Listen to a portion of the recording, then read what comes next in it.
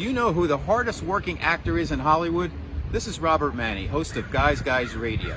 The answer is the legendary Eric Roberts, and he's my guest tonight on Guys Radio, KCAA here in Southern California at 8 p.m. Pacific Time. 102.3, 106.5 FM, 1050 AM, Guys Radio. The podcast drops worldwide tomorrow, and you can also catch our show on my new YouTube channel, Guys TV.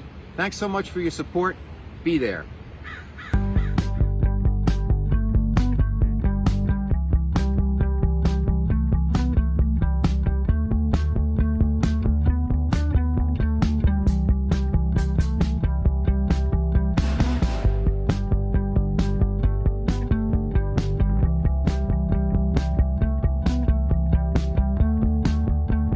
It's Guy Radio. Here's your host, Robert Manni.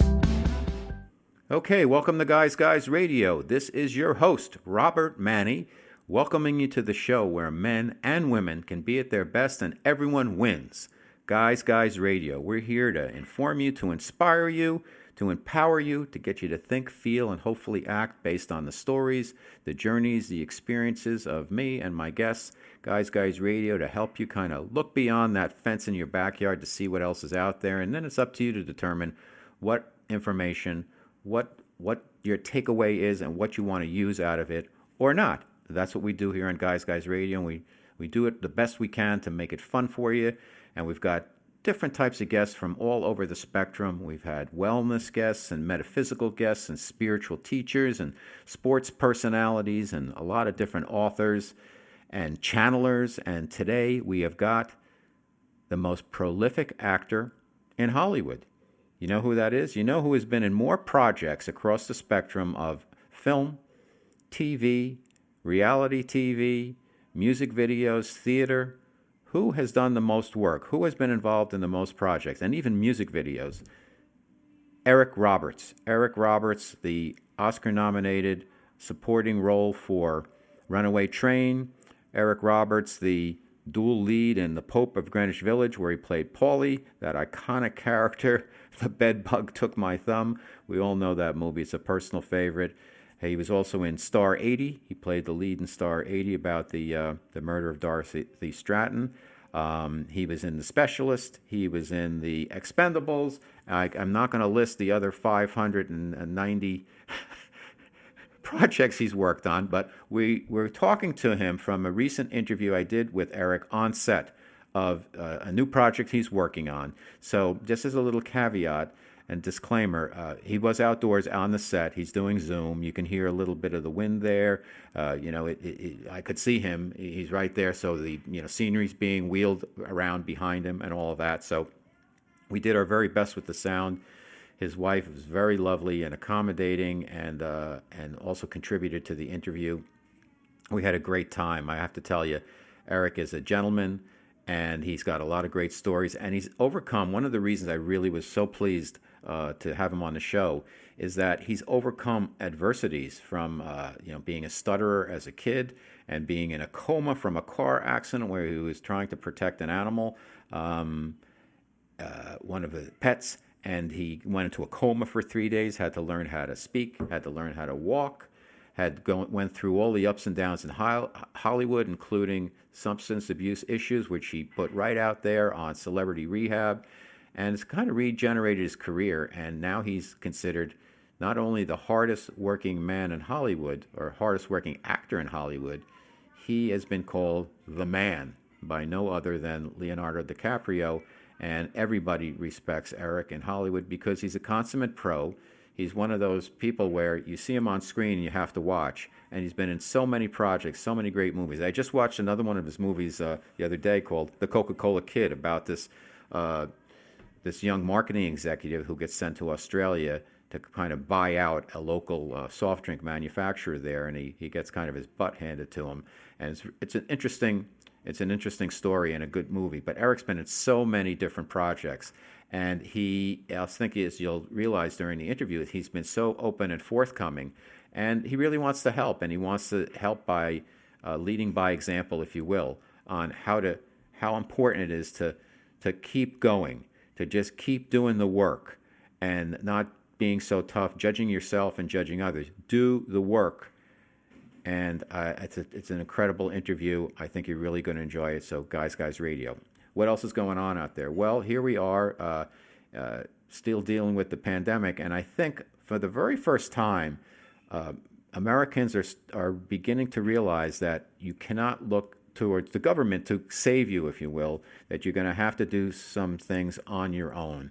And because there's a lot of confusion, there's a lot of mixed messaging, and nobody knows what this virus really is all about, as far as I can tell as a citizen, because I'm getting all this different information. So here in California, they're now shutting down the bars in LA again. And so we're taking kind of a half, we're toggling, as Governor Newsom would say, toggling back a notch to make sure people start to wear their masks and be smart about stuff. And I think the way we all need to look at it is we don't know the answers. So let's not politicize it. Let's realize that we've got to be respectful to ourselves and to other people. So, when you got to wear the mask, wear the mask. If you're at home, you don't want to have to sit in the house with the mask on. But if you're going to be interacting with people, when you're next to people, you got to have that mask up. Obviously, to me, if you walk down the street, for me, I don't wear the mask when I'm walking down the street unless I'm in a crowd. If I have to go into a store, obviously, mask goes up. In the elevator, mask goes up, and you just do the best you can. When I go out for a run down here in San Diego on Barcadero, I'm not wearing a mask, but I have one around my neck just in case. So I think that's what we have to deal with right now, because we don't have all the answers. And until then, we're kind of on our own in a lot of ways, and everybody's got to treat each other respectfully and mindfully to realize that we're all in this together, people.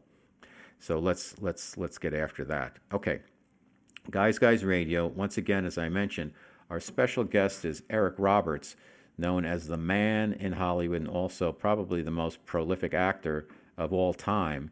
And he's been in so many incredible projects that I'm so thrilled that he's on Guys Radio, because not only was it a very good conversation, and Eric was very forthcoming, told some new stories, but also he's a really good guy. He's a guy's guy. He's a real gentleman, and he had no attitude, and he and his lovely wife were so accommodating, so available, that I'm gushing over Eric Roberts, because he's really a cool dude, and he's one of the very best. And I think you're really going to enjoy our interview on Guys Radio. So, without further ado, let's move to our interview portion of our show with our special guest, actor Eric Roberts.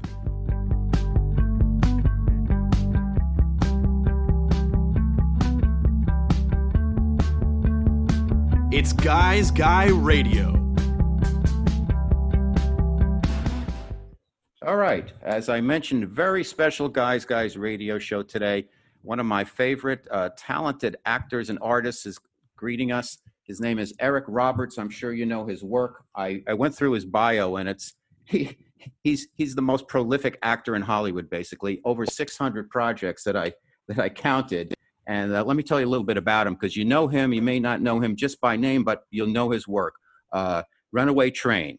3 Golden Globe nominees for Runaway Train, Oscar nomination there, Star 80, King of the Gypsies, Pope of Greenwich Village, the TV version of Truman Capote's In Cold Blood, It's My Party, videos, Mr. Brightside, Where's My Money, Rihanna, Raggedy Man, Heaven's Prisoners, The Specialist, The Dark Knight, The Expendables. It goes on and on. So I'm very pleased that Eric Roberts is joining us on Guys Radio. Thank you, Eric, for being here.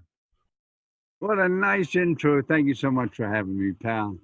So let's start right at the beginning, because what part of what we do on the show is we're trying to help guys, and you had to overcome a lot of adversity through your career. I mean, you started out, you had an issue with speaking, and then you became an actor. To me, that's amazing. Tell us how you got your start. You moved from, I guess it was Georgia to New York, and you had some issues to deal with. How did it go? Way before moving, when I was a child, a little boy, like 4, 5, 6, 7, 8, 9, and 10 years old, I had a terrible stutter. I could not have a conversation without having the whole class from grammar school laugh.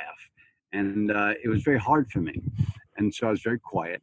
But I found out at about 5 5.5 years old when I first started reading, that as everyone went around the room and read, if I counted the people and counted the sentences, I could memorize mine. And once I memorized it, I didn't stutter. I knew what I was going to say. I never stuttered. So it became an exercise at first to memorize things, and then I started to apply it to doing plays, and then I got good at it. Then I had fun. Then I decided I'm going to pursue this. And as a little bitty boy, probably 8, 9 years old, I had already done probably half a dozen plays, and I decided I'm going to be an actor. I'm going to win all kinds of awards. I'm going to win an Academy Award. I'm going to Golden Globe. I'm going to do all those things that everybody wants. I'm going to do all of that. And I set out to do it all. And I've had a lot of fun on the way. Wow. So you got to New York and you got on to, I believe, Another World. How did you, when you went to New York, how did you kind of get connected into the system to get auditions and to even get work? I was seen at the American Academy of Dramatic Art and doing you do one act plays at the end of your junior year there, and from those plays they ask you back or not. And I was doing my junior plays that year, and a great cast director who ran all casting in all big movies back then, named Marion Doherty, saw me and asked me to come to her office. So I went to her office, and she passed me off to Juliet Taylor, who ended up taking over Marion's whole business and cast all the Woody Allen films, all the big movies she cast. And she introduced me to my first manager. And he was very innovative. He discovered Cecil Spacek, Tom Berenger, Chris Walken, Carol Kane, Tom Hulse, all kinds of really great talents. And he discovered me, and he got me started. And to be honest with you, it's a lot about luck, pal, because you can be talented, but it's all about being in the right place at the right part at the right time. And you get lucky. And I have been. Well, I remember when I was in the city back in those days, I lived in New York for 30 years, recently moved to Southern California. And correct me if I'm wrong, Eric, you got the role King of the Gypsies. I seem to remember when I was there that there was an open call for King of the Gypsies, and anybody could go kind of try out for it. I don't know if it was a promotional stunt or whatever, but I read about it. This is my recollection. And then I read, you got the role. I'm like, oh, who is this guy, Eric Roberts? I'd like to see this movie. Is that what happened? Well, the studio wanted a name. They had a couple of names in mind, but Frank Pearson, the writer-director, who won an Oscar for Cat Ballou, wrote Dog Day Afternoon, he said, no, I want an unknown. I don't want anybody associated with this part who has an identity yet. I want an unknown. So he went looking, and I raised my hand and got lucky enough. Well, congratulations. A fantastic role. What was it like walking into a big production as kind of your first job in Hollywood, if you will? Well, I was frightened every single day. I was working with Susan Sarandon as my mother, who's only like 8 years older than me. It's very funny. Brooke Shields as my baby sister, who was a seasoned pro. Shelley Winters, Sterling Hayden, Judd Hirsch. I was the rookie. So it was a little tricky for me at first. I was very intimidated. I read a story about you with Sterling Hayden, and you went into his trailer the first time, and he said, "Hey, man, you want some of this?" And you're like, "No, I'm working, dude." I've been shooting for 3 weeks, and I have my first night shoot I never had. And I arrived ready to go to work about 5 p.m. And I get a knock on my trailer that Mr. Hayden would like to talk to you. Cool. So I go run over to the trailer, knock on the door, come in. I open the door. It reeks of hashish. And he's smoking a pipe. And he says to me, "Have a seat, young man." And I do. He says, "So, do you get high?" I said, "I've been known to." "Want to?" "No, I can't when I work because I can't talk if I'm high." Oh, well, I can. "So, what are we shooting tonight?" I said, "C-97. "I know the number. What the F happened?" So I told him. And then he says to me, "How are you in improvisation, young man?" I said, "I'm all right." "Good, because that's what we're doing." So we improvised this great scene in the back of a car all night long one night. It's a brilliant scene because of him. And that was my intro to Sterling Hayden. Awesome. And for our listeners, Sterling Hayden, you might remember him playing the kind of crooked cop in The Godfather who gets blown away by Michael in that scene in the Italian restaurant in the Bronx. So from there, Eric. he broke Al Pacino's jaw in that That's movie. right. That's right. Yeah. So the Pope of Greenwich Village, I've got to spend a little bit of time on that if it's okay with you, because it's just one of my favorite movies of all time. I've met Mickey Rourke just in Las Vegas, standing on line to bet on the George Foreman, Tommy Morrison fight. He was a cool dude. You guys had incredible chemistry in that movie. And everything I've read about it is that you were originally slated to play Charlie, and you wanted to play Paulie, and you really took the character, because I read the novel, Vincent Patrick's novel. You really twisted this character in a really fun way. Tell us about that story, because you almost got bounced from the film because of how you wanted to interpret this iconic character. Well, it was January of that year, and I was up in Hartford doing a Tennessee Williams play. He had just died, so everybody was doing Tennessee Williams. And I get a book and a screenplay called The Pope of Greenwich Village with a letter from Koch and Kirkwood, our producers, that said pick a part. So I looked at the script, I read the book, I gave it a lot of thought, and I picked Paulie. And they said, why did you pick Paulie? I said, it's a more fun part. They said, why did you pick Charlie? Because he's a leading man. We wanted to see you in a suit, blah, blah, blah. I said, no, I like the role of Paulie, but I got to warn you, I'm not going to play it as written. I said, he's a tough thug. That's right. Who's not very smart. And I said, and that's been done 110,000 times. I've done it 400 times. Let's do something else. So I'm gonna make him a mama's boy who wants to be a tough guy. And they said, whatever you want to do, Eric, go do it. That's why we hired you. Do what you do. So I did, and I just had the best time of my life with that character. Was it your idea to do the perm and the members only jacket and everything? It was hilarious. Yeah. No. I went downtown. I started going to Little Italy about Easter that year, and I just spent every day down there just watching and observing. And the curly hair. There's a lot more curly hair down there than. So I did that as an Italian thing, and the skinny I did because I wanted him to be a walking spaz attack. We all know one, and they're the guys always have a great idea, and they're always trying too hard, and so to be skinny was gonna help that image of that guy. So and after I got his physicality down, it was just a matter of that incredible script. Vincent Patrick wrote every word of that. Right. It was all but one line: white bread. No one of these wasps got no color. Besides that, he wrote everything in that script I said.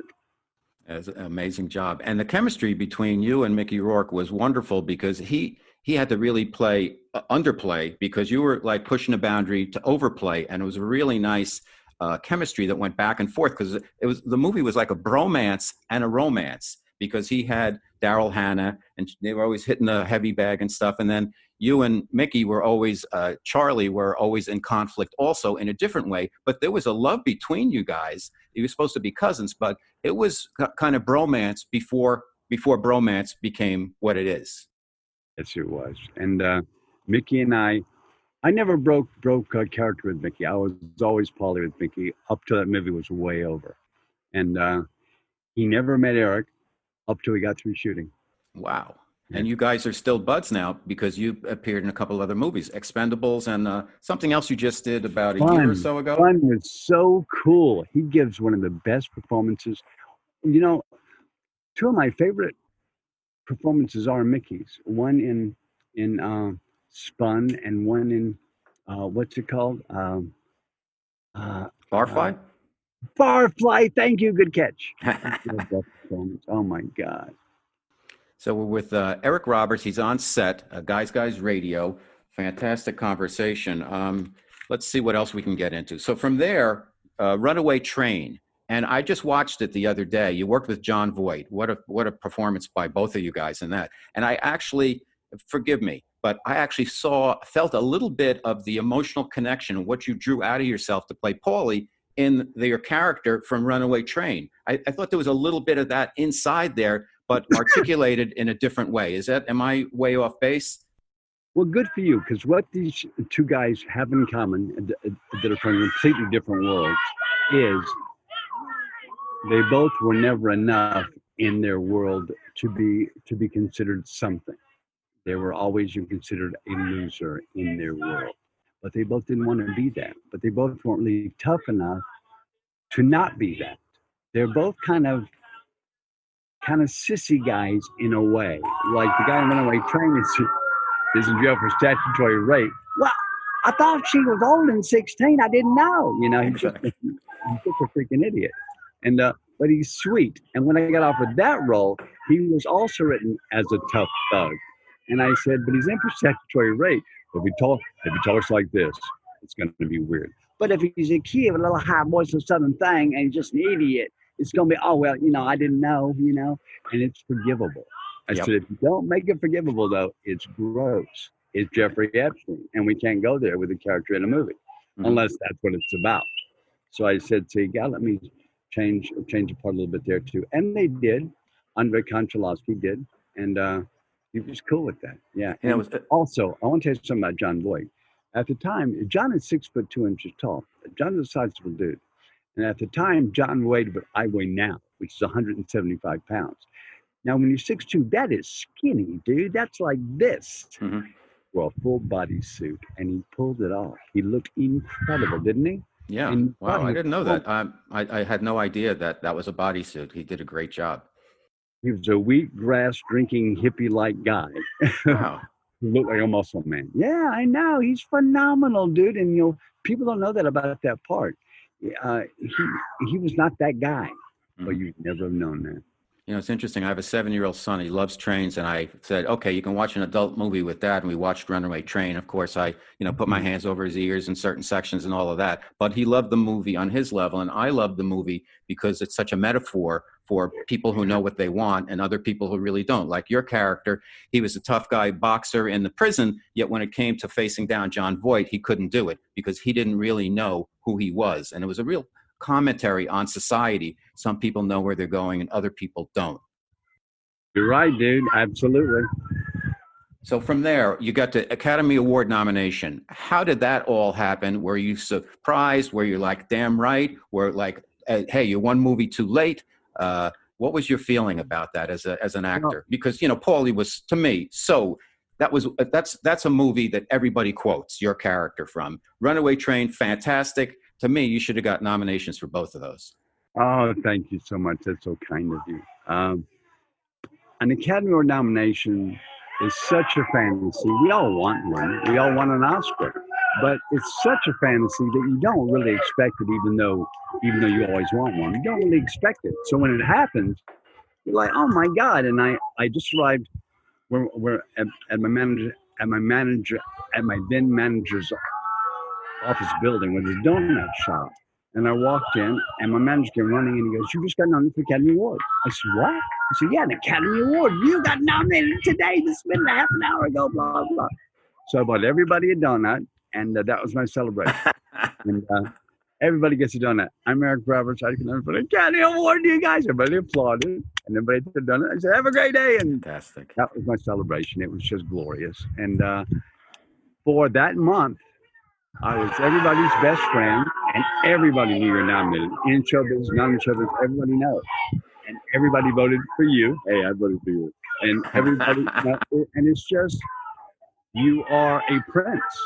And if you win, you become a king for a year. But you're a prince. And then you lose, and it all goes away that evening. It's gone.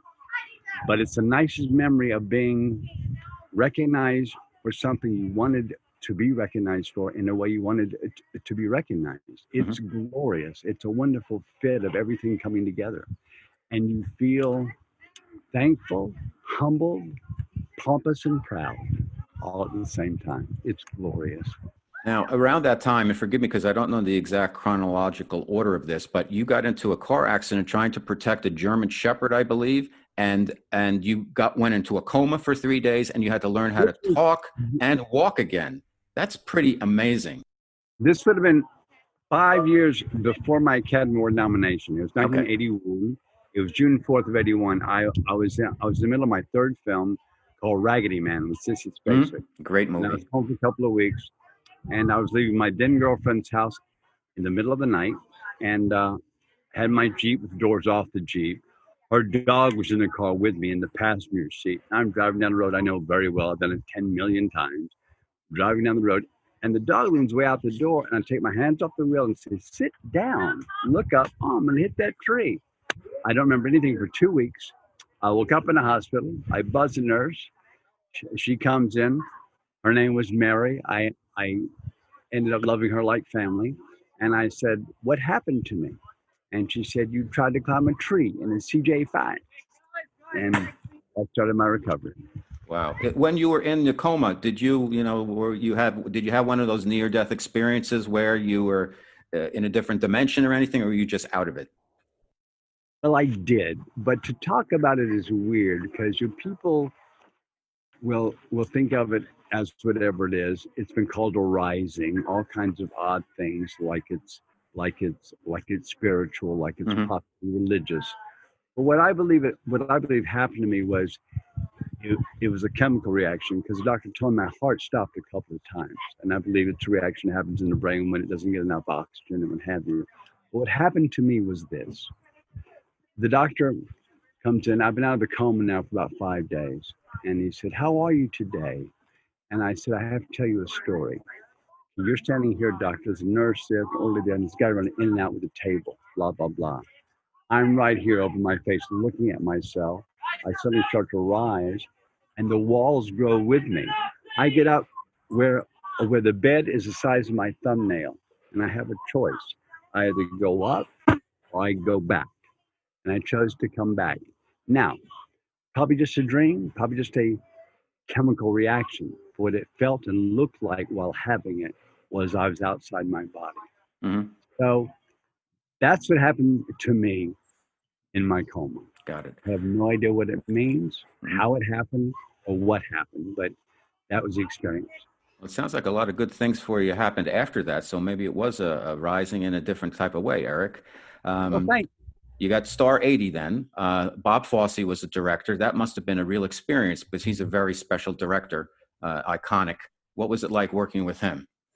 Yeah, to work with Bob Fosse was a dream come true because Bob Fosse and Kyle Ashby were or had always been my heroes. And Kyle Ashby made what I consider to be the hardest movie ever made. And he did it well, called Harold and Maude. Oh, okay. A love affair with an old woman and a young man. Sounds kind of, I don't need to see that. It's incredible, dude. Oh my God. It works on every level. But so they're both my heroes, and I got a movie with Fosse, and it blew my mind. And when I first read that script, Star 80, I did not like the part at all. I thought he was on the nose, cliche, obvious, two-dimensional. Oh my God, airplanes in this part's going to crash and burn. Oh my God. But it was about Fosse. Mm-hmm. So I had to go for it. Now, and I was lucky enough to get it. Now, subsequent to that, you went into some period where you, a lot of medical marijuana. I mean, when I was in college, every day, all day, that's all we did. And we did a lot of other stuff, of course, but we're always high. I say that now because it's so long ago. But what was the experience like for you? Because, it wasn't really, you weren't doing heroin or anything. It was, your main addiction was marijuana. Why is that different? What was it like for you? It's like, I just got to get high. Did you build up a tolerance? When did you realize I have to stop this? I know you went on celebrity rehab and all of that, but anything you want to share about that period? No, well, let me just go into the experience, and then I'll jump to why I did the rehab show, because there was a reason for it, and that is I started smoking pot at 13, and what THC does is it kills all anxiety. You don't have overconfidence like with a speed or like cocaine, right? But you have calmness. You have I am fineness. I am okay. I am acceptable. I am not odd. I am not uncomfortable. You have no anxiety. And since you don't have false bravado, you're in a nice place, and so that's why it became a drug of choice for me. But I also took a detour when I first got into show business. I mean, into the film world, because cocaine ruled that world completely for about 2.5 decades, and in the 70s it peaked. I became a movie star in 1978. Well, once again, I can't talk about if I do drugs, so I couldn't do drugs at work. But after hours, I did that drug for a decade, and it's a horrible drug. It can ruin your life and all your relationships, and it's not smart. But everybody was doing it, and I was a young country bumpkin. Let's be cool, and yeah, fell in the trap as well. But then I got rescued by love. That was my next question. Meeting the right woman, marrying the right woman. For myself, it happened 12 years ago, and we just celebrated our 10th, and it's made all the difference in my life. And I know the same happened to you and Eliza, who we just spoke to earlier. She's been managing you, I guess, and everything's working out wonderfully. Tell us about the why marriage and having the right partner can be so beneficial and can be so important. Not everybody finds love. You have it. I have it. We're lucky guys. Everybody needs my wife. She's attractive. She's smart. She's funny. She's organized. She's kind. I got it made, dude. I'm telling you, I got it made. And what happened was I got a call from an agent's assistant, had a little crush on me, and she explained to me that the agency was turning down a bunch of things because there weren't enough money for the agency without telling me. I said, have you got a list of them? She said, yes. She sent me the list. It was millions of dollars of stuff over time. So I called in all the agents, huge agency, big blue chip agency, called them all in the big conference room. I said, hey, you guys, I'm firing you. But before I do, I have to tell you, don't ever badmouth me because I'm not going to sue you, but I might. So don't ever talk about me. See you guys. And they didn't. And I went home that day and I said to my wife, you're the boss. And she goes, I don't know if I can do this. I said, of course you can. You've been doing it anyway. We're on our own now. And then it started about 2003, but by 2008, she says, everybody can afford a camera now. And they're buying them. And they're calling for you from all over the world. She says, you can be on a film set every day for the rest of your life if you want to be the way it looks. You want to go chase this? I said, yes. So we have been. So from 2008 to 2018, we saw the world for free a couple of times. And I made hundreds of movies. We had hundreds of great dinners in great foreign places and had a time of our lives. And I got to be on a movie set almost every single day. Well, congratulations. That's so amazing. And it was a great decision because today, as you can see what's happening with the business, there's going to be thousands of people with cameras who are going to want you because now the business has been fractionalized in a lot of ways. So sure, there'll be some big productions, but everybody's doing a podcast. Everybody's doing videos. Everybody's doing YouTube. Everybody's making a movie, right? Everybody has the power now. Right. Everybody's their own production company. That's right. Now, how do you qualify projects that come your way? You've done a lot of music videos. You're kind of like Mr. Lucky with the videos, with the Killers, with Mariah Carey. It seems like Rihanna. They always bring you back. And one of the things I noticed, Eric, if I might, is that I think one of the keys to your success is that when you're on camera, you're immediately noticed. I remember watching I know you were on Entourage and they went out to Joshua Tree to do the mushrooms that time. It was hilarious. But when I watched the Entourage movie, I was watching it and then Mark Wahlberg came on the screen and I'm like, wow, that's a movie star. And the other guys are TV stars. You transcend TV, movie, video. You always grab the camera. What is it about you that makes that happen? What is that magnetism that you have? And is that true that some talents in Hollywood are like, this is a TV guy and this is a film guy? Does that happen? You're asking me to sound like I can be totally objective about my physical self. Of course I cannot be. I don't know what you're talking about. I've been told this, sure. I would love to believe it, sure. I don't know. I can't go there because then I'll watch myself. And once an actor watches himself, he becomes mediocre. So you cannot watch yourself. So to answer your question, I don't know. I'm just having fun, dude. And the great thing about what I do is I get to have very serious fun, and I get to have lots of silly fun. I get to have every kind of fun there is, and I get to to do work I really care about. I just got through playing a part. It's the hardest thing I had since It's My Party in 1993. And this was a piece called My Last Best Friend. I played two characters. Man, was it hard. Man, and I had one day in between my last film and that film, and that's the schedule I had to stay to. I could not get any grace. Can I have one more day, please, to prep? No, Eric, we got to start. That's what the bank says. That's also hard now too with little movies. They're tied to an 8-day, 10-day, 12-day schedule, and they cannot deviate. That's all the money and all the time they have. So, as an old veteran, you have to respect that, and you have to give everything you can in their time slot. You can't say, but I need one more day. You can't hang them out to dry like that. So it's a real test on your work ethic and your character, as well as their need, and you have to make them match up. Sometimes you want to kill somebody, but you can't. You're a pro. I mean, you do help everybody. Right? It's on autopilot. You're a pro. That's muscle memory to you at this point. I would assume. I hate to call it that because it sounds like a cop out, but to some degree, yeah. Mm-hmm. Okay, you're a vegan. I'm a pescatarian. I'm working my way towards vegan. Why did you become a vegan, and how do you do it? Okay, to be perfectly honest with you, I'm a vegan because of my wife. Because by choice, I would eat chicken and white fish every single day because of the taste and the health. But my wife finally convinced me after years of, well, how can you eat that? That was a person. That was a beast. That was an animal. That was you. And she's right. I hate to admit it. Of course she's right. And it's the same thing as being it's horrible. So that's why I gave it up. But it was actually not by choice. It was by love. And how do you feel now that you've done? How long have you been a vegan? How do you feel? And when we started this with me, veganism. Oh gosh, when you This is read Eliza. This is Eric's wife. It was like 3-4. Hi. Hi. It was like I'm on set, so I'm a mess. It was Like 3-4 years ago. Yeah. And were you a vegan for a long time, Eliza?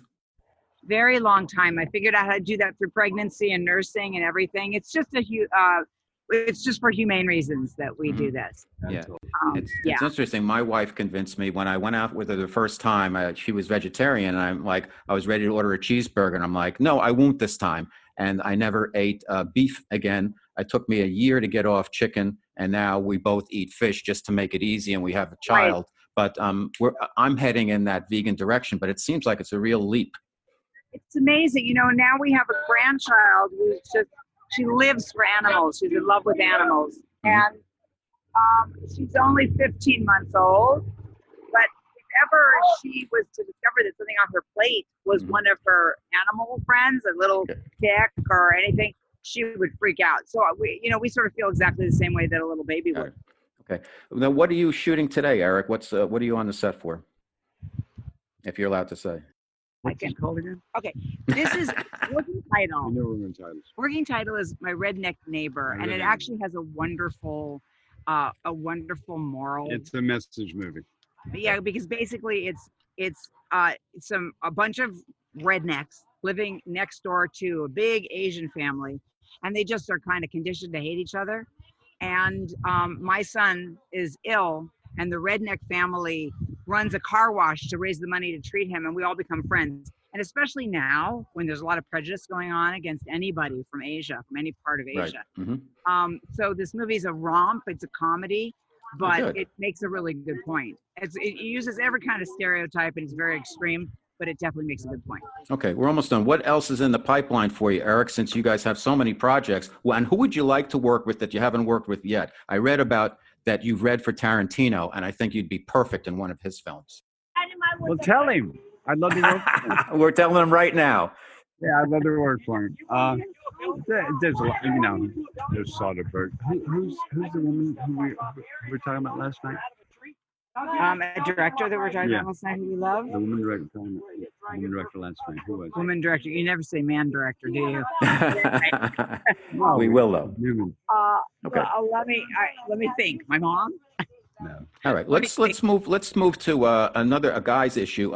ED. Now you have a relationship with a company that has a product called the Phoenix, and what I find so interesting about it is number one, 52% of guys have experienced some type of ED.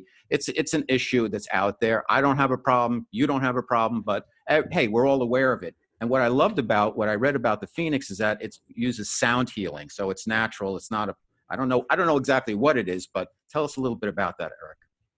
My wife says if I say I don't have ED one more time, I was going to assume you do it. No, the thing is, why I'm on board with this is how it made sense to me. Because when one of my dear friends approached me, he's an inventor, Jonathan Hoffman, cool cat, and he says I have an invention and it's the cure for ED, dude. And I'm like, great, have fun with that. No, I need you to talk about it. I'm not going to talk about ED. I'm just not going to do that. No, but Eric, here's why men have ED. And he explains to me why men have ED.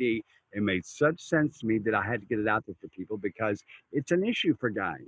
And we're all going to experience it sometime. So we might as well buck up to the fact that, yeah, it's an issue. And here's what causes it. We have plaque in our bloodstream. It affects our heart the same way. It stops all the good blood flow, and we have to have all kinds of stuff done to our heart eventually. Right. Okay, same thing with the appendage. It stops blood flow, and it's just plaque in the bloodstream. That's all it is. Now, at the sex clinic, since the 1970s, they've had a cure for it, but it's expensive. And that's a machine that has these sound waves, and you open in your shaft with it for 20 minutes, and it breaks up the plaque, and you have better blood flow. Suddenly, you don't have VD anymore. Okay, Wow. but it costs $3,000 a visit, and you had to go to the clinic, and you had to deal with somebody holding your appendage while they're doing this thing up and down. It's all weird. It's all uncomfortable. It's all expensive. So my friend comes out with a portable version you can do by yourself at home, and it works. I tried it. I tried it because I had to find out it was cool. And also, I get my wife in on it. Come on, let's do this, And so, it's the whole thing is comfortable, fine, and there's no shame once you know it. Isn't about your desire or your ability to perform. It's about plaque, dude. And when you get rid of the plaque, you've got your world. Man. Yeah, and that's plaque affects Alzheimer's and dementia and stuff like that. So great point, That's Eric. the case. Exactly. Yep. Yep. Okay. Your family, you have come from a show business family. Your daughter's Emma Roberts. Everybody knows your sister, but you have a brother-in-law, I think, or a son-in-law, Keaton Simmons. See your son-in-law, and he's got a band. Stepson. Okay. He doesn't have a band. He plays everything there is. Okay. He has several bands, but he opened for Eric Clapton. He just came out tour with Brett Young, to sold out stadiums all over Europe. They closed him down with COVID, of course. And he's my favorite singer songwriter. And his last album is called By Chance. By Chance. I believe it's his 7th or 8th album, and he is. Over TV and film. I've known a songwriter like this since Cat Stevens. He gets you, man. He's something. He's all over TV. He's all over episodic TV. He did a bunch of stuff for Suits. He wrote the exit song for Meghan Markle, When I Go, or 1, 2, 3 Go, whatever they ended up calling it. And KeatonSimons.com. Go listen. Got it. So Eric Roberts, Guys Radio, you've been fantastic. I don't want to take up any more of your time because I know you're on set. I'm here for you, do whatever you want. Let's see. I'd like to hear about your TV experience because you're on Burn Notice, Entourage, Suits, Brooklyn Nine-Nine. You did the In Cold Blood TV version, which was fantastic. Any difference in my background's advertising, so I've been on a ton of sets, but what would you feel about the experience of shooting TV versus movies, if any? Difference anymore. There was a difference when I first got into film and TV because film was like a paid vacation with everything prearranged. It was all set up and you step by step, perfect and right. TV was hurry. Right. Now they're both hurry. The same thing. And you had the same time in film now that you have for television because they all end up in the same place. So all the powers that be say, why spend more money? Why spend more time? Get it done. And since artists stopped running Hollywood, and now lawyers run Hollywood. Right. No more film. There's no more beauty. It's just product done. Last question for you, Eric. Since you have overcome so much adversity, you made the right decisions, you have the right partner, you're successful, and you are adaptable. You changed your career, you adapted, which I find is it's so fantastic to see somebody who does that. What is your advice for the guys out there? You know, everybody goes through their own trials and tribulations, and a lot of people just give up, or they just say, forget it, they shut down. You kept going and you adapted. And to me, that is highly commendable. Well,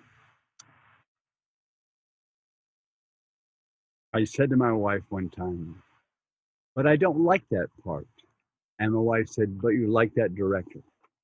Work leads to work. That's the only thing that does. If you don't work, you don't lead to other work. If you work, you lead to work. So I said, okay, I'm going to follow that for a while and we'll see how that goes. It went so well, I'm still following it. Well, you're awesome. I got to tell you, one of my favorite actors, the Paulie role, my friends and I, we quoted it for 20, 30 years because I was there in New York at that time. I'm Italian. You nailed it. You and Mickey Rourke nailed those roles. So thank you for that. Thank you for all your work, all your career, for making the right decisions, and for being on Guys Radio. You're the man, Eric Roberts. I love and respect. There's never been a better time for men to be whoever they want to be, yet it's never been less clear who men really are. Guys Guy Radio, starring author Robert Manni, is on KCAA every Wednesday at 8 p.m. Whether it's relationships, sex, wellness, or spirituality, join Robert as he interviews the experts about how men and women can be at their best. Guys Guy Radio. Better men, better world.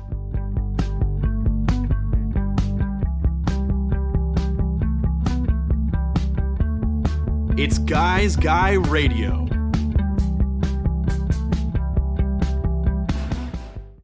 All right.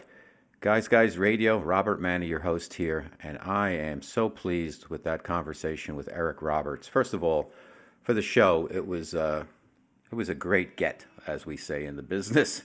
Getting Eric Roberts. He's legendary. Leonardo DiCaprio calls him the man.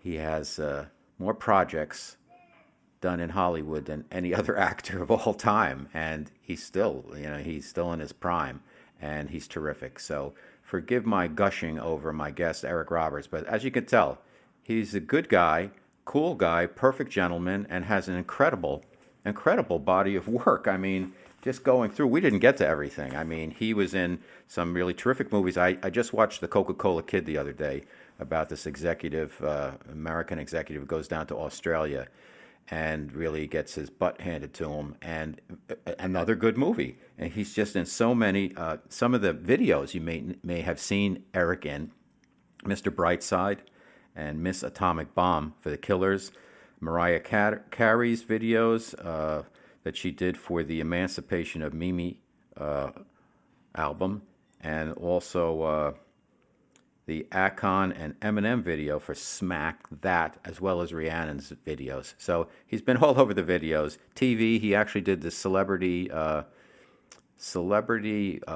Rehab, and that was pretty gutsy. Again, Runaway Train, Star 80, King of the Gypsies, Less Than Perfect, Final Analysis, Pope of Greenwich Village, Raggedy Man, Baby Fever, Heaven's Prisoners, The Specialist and the Grave, and The Dark Knight. Great movie, great Batman movie. So he's just one of those people where he's on the screen, you take notice, Eric Roberts. So we're so pleased to have him on Guys Radio. And also, what did we really learn? Well, I think we learned something special from Eric, and that is to persevere. He had a stuttering issue as a child, and he became an actor. He went into a coma and had to relearn how to talk and walk, and overcame those challenges. He went through the ups and downs of Hollywood, everything from the Oscar nomination for Runaway Train into some personal issues that he had, and then resurrecting himself and just doing an amazing job. And I think the best is yet to come. And I think that's a lot of truth in that. There's a lot of truth in that for everyone, that the best is yet to come if you keep in your mindset the fact that, yes, the world is a giving place. Yes, the universe has my back. Yes, I am open to and I know how to receive, and I'm going to do the work. And the biggest thing there is doing the work. Eric Roberts never gave up. His lovely wife is guiding his career. They're qualifying all the opportunities that come his way. And what he's doing is way ahead of the curve, because now Hollywood, for the time being at least, is a little bit fractionated because it's hard to do some of those big projects. You see so many actors and casts have their own podcasts now. I'm competing now with Don Lemon of CNN. I'm competing with The Sopranos, Michael Imperioli and Steve Sciarippa. Now Entourage has a podcast. I mean, everybody, all these actors in Hollywood, they're doing podcasts now because maybe they're not shooting anything else. I don't know, but it's a wild west out there. But we're here on Guys Guys Radio every Wednesday evening at 8 p.m. Pacific Time on KCAA Radio in Southern California, 102.3, 106.5 FM, 1050 AM. The replay of the broadcast on terrestrial radio plays on KCAA every Sunday at 6 p.m.